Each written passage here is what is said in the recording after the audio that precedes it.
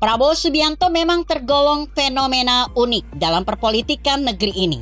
Dulu sebagai the rising star di ketentaraan, dia pernah diyakini oleh sebagian orang akan menjadi penerus Soeharto, yang saat itu adalah bapak mertuanya. Bayangkan, Prabowo ketika itu dalam usia yang relatif muda sudah menjadi pangkostrat dalam pangkat Letjen TNI. Namun gejolak reformasi membuyarkan prediksi itu.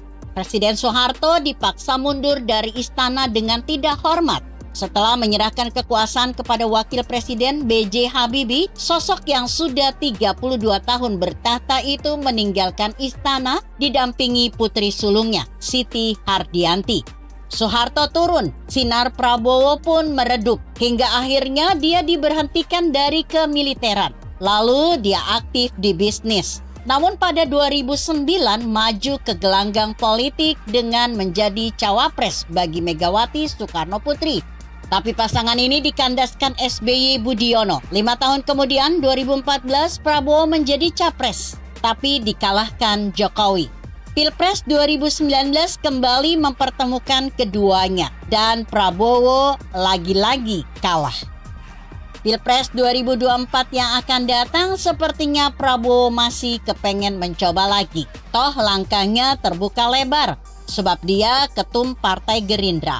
Dia hanya perlu satu partai lagi untuk berkoalisi, maka persyaratan sudah beres. Tentang ini tak perlu diragukan, bukankah pihaknya sudah berpengalaman soal urusan pencapresan?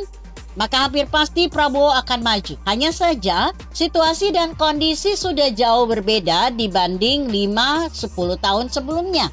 Pada 2014 dan 2019, Prabowo didukung habis-habisan oleh banyak ormas berbaju agama.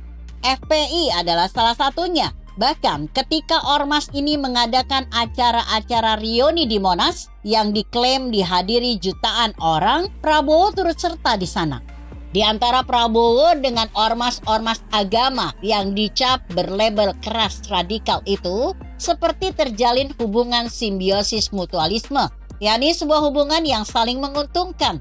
Dengan dukungan yang sangat besar dari massa ormas-ormas itu, maka peluang Prabowo menjadi sangat besar.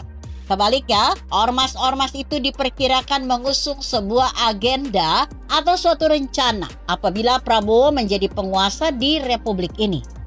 Tapi fakta berkata lain, Prabowo dan pasangannya selalu kandas meski dengan presentasi yang kecil, berkisar 5%-an.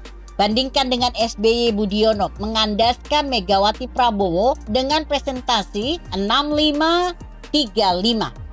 Sementara pada Pilpres 2019, selisih antara Jokowi Ma'ruf, Prabowo Sandi hanya 55-45. Artinya, kans Prabowo pada dasarnya cukup baik. Dan hal ini tentu saja tidak lepas dari sokongan massa ormas-ormas agama yang terkenal militan itu. Pada akhirnya Prabowo menyerah kalah dan bahkan bergabung dengan pemerintahan Jokowi.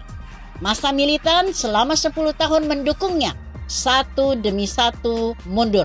Prabowo dianggap berkhianat sebab akhirnya bergabung dengan musuh. Belakangan, Sandiaga pun berada dalam kubu Jokowi. Semakin nelangsalah massa ormas yang dulu membelanya. Tahun depan 2024 ada Pilpres, tetapi suasana sudah berbeda. Jokowi yang selalu mengalahkan Prabowo tidak bisa ikut lagi. Bisa jadi faktor absennya, Jokowi ini membuat Prabowo merasa optimistis dan bertekad bulat maju lagi. Tetapi dia mestinya sadar bahwa sebagian besar pasukannya telah mundur. Apakah dengan pasukan yang masih tersisa ini dia masih berharap? Sulit untuk mengatakannya. Di tengah riuhnya tahun politik, sebuah organisasi relawan pendukung Ganjar yang diketuai Noel menyatakan bubar.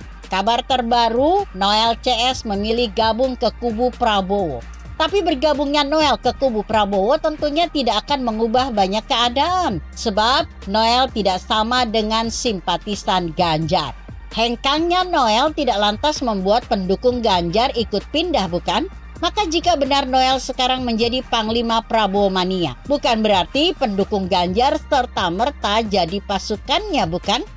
Pasukannya pasti pendukung Prabowo yang masih setia, minus simpatisan ormas-ormas agama yang sudah merasa patah arang itu.